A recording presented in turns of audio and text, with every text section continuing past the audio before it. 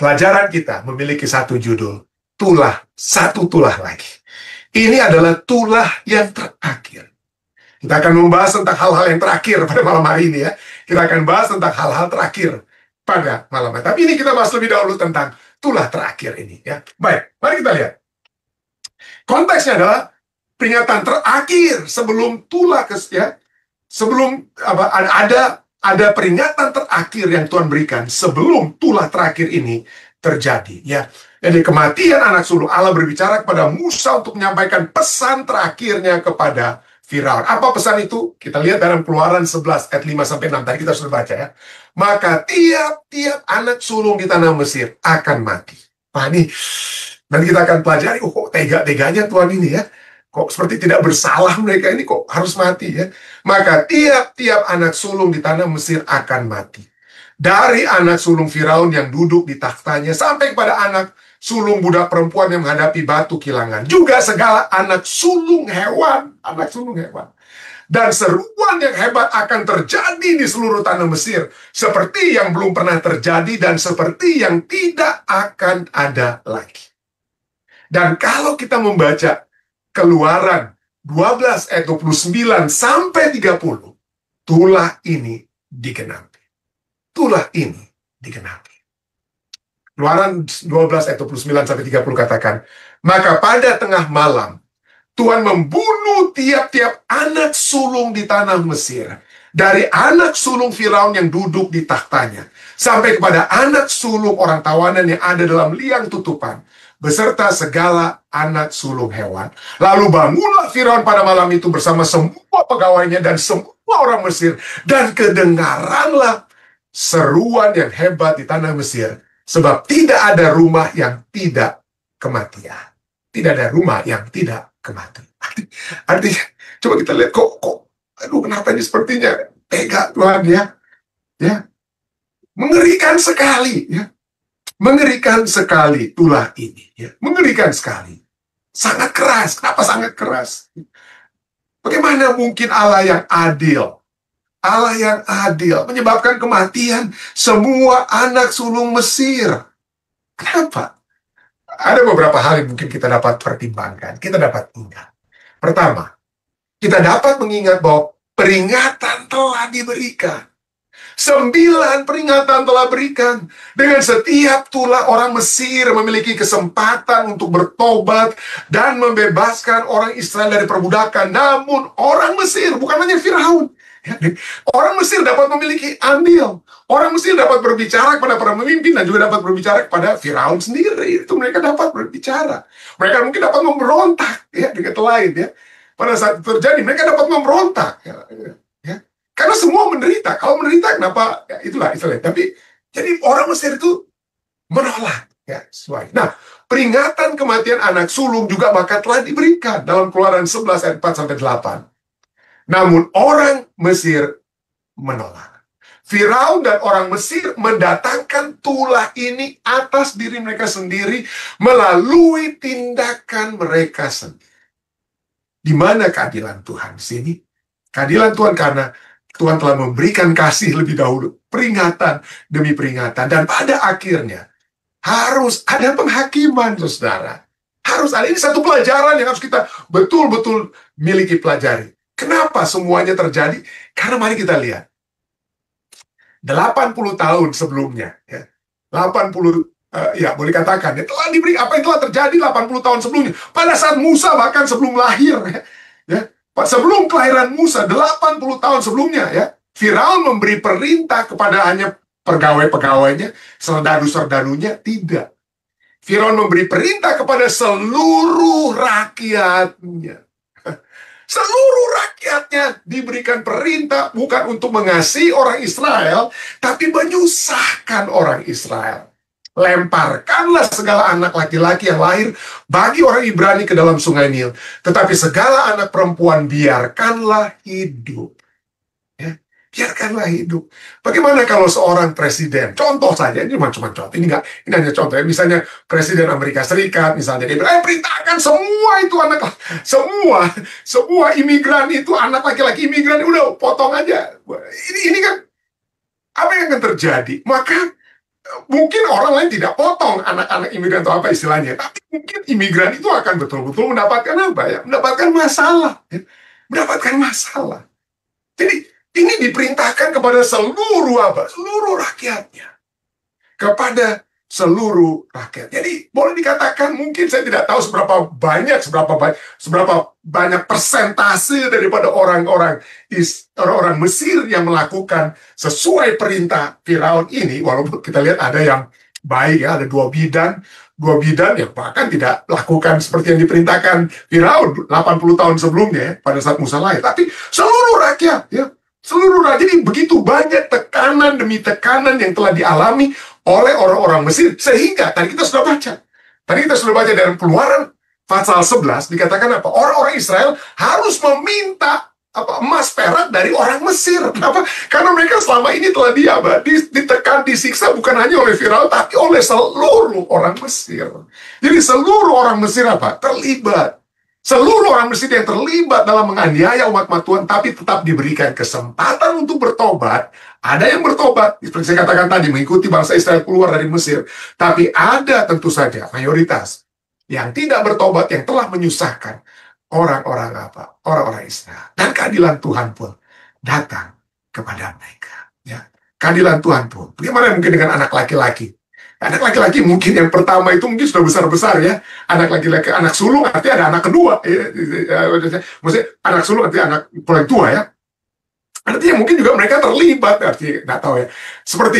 Seperti Ishak, waktu Ishak kecil, apa yang Ishak lakukan kepada Ismail, apa yang Ismail lakukan kepada Ishak ya. Wah, dihina-hina juga si Ishak ya. Jadi artinya ada tindakan-tindakan jahat atau kejam juga yang dapat dilakukan. Saya tidak membenarkan, istilahnya kita kalau orang jahat kita langsung juga bunuh. Tidak, saya tidak bilang seperti begitu ya. Tapi poinnya adalah bahwa keberdosaan orang Mesir ini sudah cukup lengkap. Ya, cukup lengkap. Sampai Tuhan sudah sampai pada batas di mana tidak akan ada lagi pertobatan yang dapat terjadi kepada orang-orang Mesir. Ya. Tidak heran. Firman Tuhan seperti yang dikatakan kepada Abraham tercapai. Apa yang dikatakan pada Abraham? Dalam Kejadian 12:3. Aku akan memberkati orang-orang yang memberkati engkau. Oh, puji Tuhan. Ya. Untuk berkat tersebut, puji Tuhan. Aku akan memberkati orang-orang yang memberkati engkau. Tapi aku akan mengutuk orang-orang yang mengutuk engkau. Selama 215 tahun dalam perambaan di Mesir, orang-orang Israel telah dikutuk dari waktu ke waktu. Khususnya 80 tahun terakhir di masa sejak kelahiran Musa. Menderita hebat mereka. Menderita hebat. Saya tidak tahu seberapa banyak anak-anak orang Mesir yang dilempar, dibunuh oleh rakyat Mesir. Seperti yang diperintahkan oleh Firaun. Seberapa banyak yang sudah mati. Dan inilah Tuhan katakan, keadilan Tuhan akan sudah begitu banyak ibu-ibu Yahudi, ibu-ibu Ibrani yang menangis karena anak mereka itu dibunuh oleh orang-orang Mesir. Ya. Dan saatnya keadilan Tuhan harus terjadi. Keadilan Tuhan ya. Itulah sebabnya Kejadian 12 pada Abraham dikatakan apa? Aku akan mengutuk orang yang mengutuk engkau. Ya. Jadi bukan hanya berkat tapi kutuk ya. Dan olehmu semua kaum di muka bumi akan mendapat berkat kalau menerima Tuhan. Ya, jadi orang Mesir telah memilih untuk mengutuk anak-anak Abraham, dan mereka sekarang mendatangkan kutukan atas diri mereka sendiri. Tapi kasih dan keadilan Allah itu sangat-sangat apa? Kasih dan keadilan itu sangat sempurna. Allah membedakan umatnya dari dunia. Keluaran 11 ayat 4-7 kita lihat bagaimana mereka juga diselamat karena adanya Paskah ya. Anak sulung di Mesir akan mati menurut Keluaran 11 ayat 7.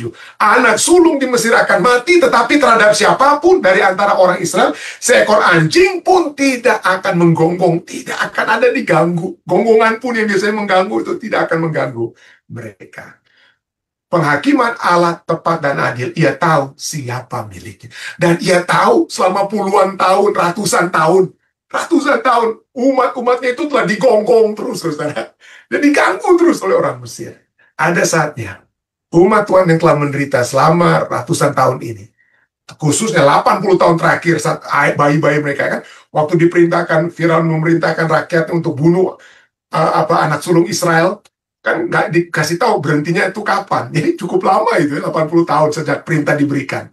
berapa banyak tuh bayi-bayi Israel yang binasa. Tapi inilah penghakiman Allah itu tepat dan adil. Ia tahu siapa miliknya.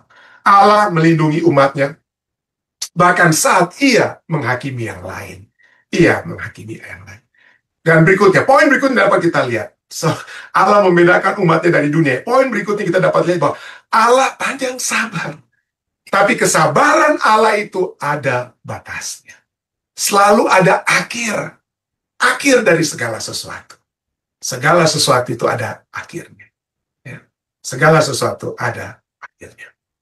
Musa menyampaikan peringatan, tetapi Firaun di sini tetap apa? Menolak. Tuhan telah memberikan 9 tulah sebelumnya. Dan tulah terakhir ini datang setelah kesabaran yang panjang. Tulah terakhir, kegelapan, 3 hari kegelapan. Mestinya disitulah mereka untuk apa? Firaun dan semuanya itu akan apa? Memiliki kesempatan untuk apa? Untuk berpikir. Tapi mereka tetap melakukan penolakan. Jadi penolakan demi penolakan yang terus-menerus akan berakhir dalam penghakiman yang pasti. Itulah sebabnya firman Tuhan mengatakan, hari ini, jika kamu mendengar suaranya, janganlah keraskan hatimu. Jangan keraskan hatimu. Inilah tulah terakhir ya. Tulah terakhir yang kita telah dapat pelajari pada saat ini. Dan pada saat ini, saudara-saudara sekalian, ya, sebelum Anda pergi, saya mohon tidak ada yang pergi sebelum kita berdoa ya. Ya, saya ingin menyampaikan mungkin bukan pesan terakhir, tapi pernyataan ya yang pada saat ini dapat saya bagikan kepada kita semua. Ya. Kita mungkin kalau tidak salah 15 Maret, artinya sejak 15 Maret tahun 2020, ya. 15 Maret 2020 itu berarti 5 tahun, ya, 4 bulan dan 12 hari, yes, yang telah berlalu. 5 tahun, 4 bulan, dan 12 hari yang lalu, kita telah memulaikan acara ibadah sekolah sahabat kita. Ya. Pada awalnya dimaksudkan hanya pelayanan sementara. Pada mulanya kami pikir, saya pada saat COVID itu ya, selama COVID-19 saya pikir, saya ingin menjangkau jemaat saya, karena saya tidak bisa melawat dan mengunjungi mereka pada saat itu. Bagaimana dalam keadaan yang kalut seperti itu, kita jemaat Fisdak, kita buat apa?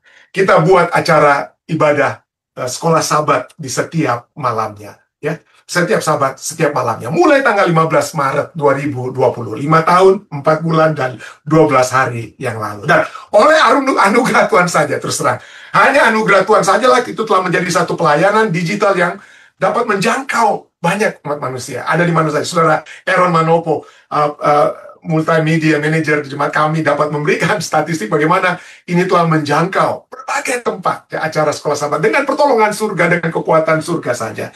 Dan bersama dengan tim media gereja, ya, bersama dengan tim media gereja Fisdak Media Ministry, kita telah diberikan kesempatan untuk belajar firman Tuhan bersama dalam pelajaran sekolah sahabat setiap malam, khususnya ya, hari Minggu malam sampai hari Kamis malam. Dulu bahkan sempat Jumat malam ada, Sabtu malam juga ada, tapi kemudian akhir-akhir ini ya hanya Minggu sampai Kamis Minggu sampai Kamis malam. Kita adakan itu di Zoom, kita adakan itu di Facebook Live, dan kita juga adakan di Zoom. Dan lebih dari 5 tahun, 4 bulan, dan 12 hari ini, Tuhan telah memungkinkan jemaat Fisdak untuk acara ini saja memproduksi lebih dari 1.500 video live streaming. Yang sekarang mungkin kalau di Facebook sudah hilang ya, karena Facebook Live itu sudah dihilangkan oleh Facebook. Tapi Anda bisa tetap lihat itu di mana? Di YouTube Live. Dan banyak menjangkau banyak jiwa. Sungguh sukacita dan berkat yang besar Tuhan telah berikan kepada Fisdak Media Ministry. Bahkan kepada saya secara pribadi. Ya, secara pribadi. Namun saya harus katakan bahwa pelayanan Fisdak Media Ministry ini tidak dapat terjadi tanpa dedikasi dari para pelayan Tuhan yang setia ya.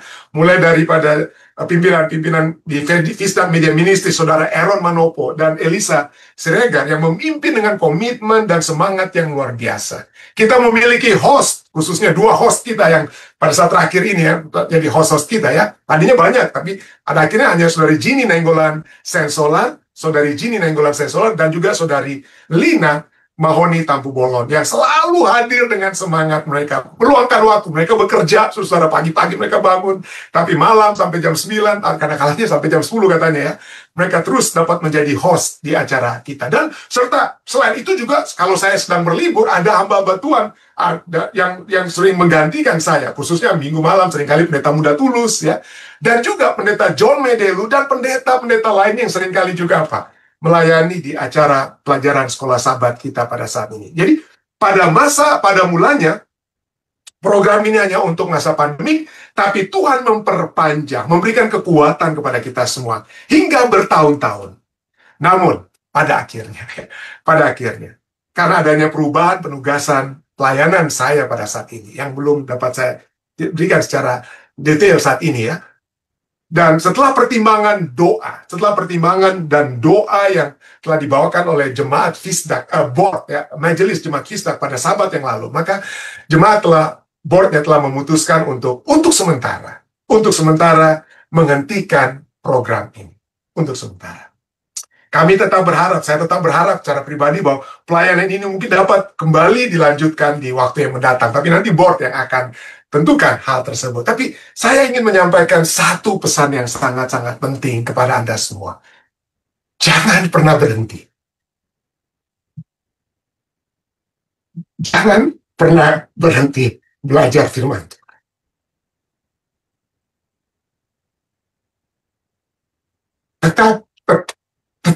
Tetaplah kita jadi pelajar Alkitab yang setia ya. Jadi pelajar Alkitab yang setia. Ini pelajaran sekolah sahabat ini memberikan kekuatan kepada saya ya. Dan ini membawa satu kekuatan kepada keluarga saya. Dan saya percaya ini dapat terus menjadi bagian kita semua. Saya mengajak Anda semua untuk tetap terlibat, tetap buka pelajaran sekolah sahabat Anda. Buka Alkitab Anda. Pelajari. Minta kekuatan Roh Kudus. Anda mungkin tidak memiliki banyak buku seperti yang saya mungkin bisa baca. Tapi Alkitab dan Roh Kudus dapat menuntun Anda untuk mempelajari firman-Nya. Bukan hanya itu. Saya mohon Anda terlibat aktif. Terlibat dalam diskusi sekolah sahabat di tempat Anda masing-masing. Terlibat ya. Karena pelajaran ini sangat penting ya. Ini merupakan bagian yang terpenting boleh saya katakan ya, dalam pertumbuhan kerohanian kita dan persiapan kita untuk menyambut kedatangan Yesus. Jadi dari lubuk hati yang terdalam saya ingin ucapkan terima kasih banyak kepada Anda semua. Kepada semua yang selalu terlibat dengan doa-doa dibuka di acara kita. Kepada saudara-saudari yang selalu bertanya seperti Bapak Gibson, ya Ibu Ida, ya Saudari Arda, Bapak Ibu Simatupang yang selalu memberikan bantuan pada saya untuk menjawab pertanyaan-pertanyaan, dan semua saudari lain yang saya mohon maaf kalau tidak sebutkan semua yang telah terlibat selama ini. Anda semua yang bahkan sering mendoakan saya secara pribadi, yang telah mendukung pelayanan ini. Kehadiran dan kedukungan Anda telah menjadi kekuatan bagi kami semua. Ada di antara Anda, mungkin saya sebutkan, saya mungkin saudari ini tidak mau untuk disebut, tapi ada di antara Anda ya, yang telah bahkan menyumbangkan laptop bagi saya untuk dapat saya gunakan di acara ini. Saudari Lucy, terima kasih banyak. Dan saudara-saudari lain yang begitu banyak telah memberikan bantuan demi bantuan ya. Mari, yang saya ingin tinggalkan adalah, mari kita pegang janji Tuhan dalam Filipi 1 ayat 6. Firman Tuhan katakan, akan hal ini aku yakin sepenuhnya, yaitu Ia, Allah, Yesus, yang telah memulai pekerjaan yang baik di antara kamu, akan meneruskannya sampai pada akhirnya, pada hari Kristus Yesus. Kiranya Tuhan menyertai, memberkati Anda semua, saat kita terus mempelajari firman Tuhan, ya. Hingga kita bisa berjumpa kembali. Saya tidak tahu kapan kita bisa kembali lanjutkan acara ini. Bila kita mungkin tidak dapat bersama-sama di platform seperti saat ini. Saya percaya kita dapat bertemu secara langsung. Mungkin pada saat saya berkunjung ke jemaat-jemaat Anda, pergi ke tempat Anda, ketika saya dapat berada di tempat-tempat tersebut, di Indonesia, di Amerika. Saya sedang berpikir mudah-mudahan suatu saat bisa berada dengan saudara-saudari di Malaysia dan tempat-tempat lainnya. Kalau kita tidak dapat bertemu dalam dunia ini, kiranya kita bertemu ya. Saat kita naik di awan-awan menyambut Yesus. Menyambut Yesus untuk masuk dalam kerajaan. Mari kita berdoa.